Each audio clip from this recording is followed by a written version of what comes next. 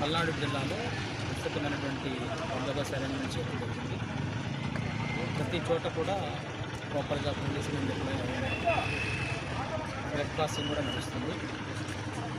అందరికీ కూడా చెప్పేది ఏంటంటే ప్రశాంతంగా వచ్చి వాళ్ళ తాలూకు ఓటుని కాస్ట్ చేసుకుని ఏవైతే లైన్స్ ఏవైతే మనం పాటించాల్సినటువంటి ఎన్నికల నిబంధనలు ఉన్నాయో వాటిని కూర్చో తప్పకుండా పాటించాలి.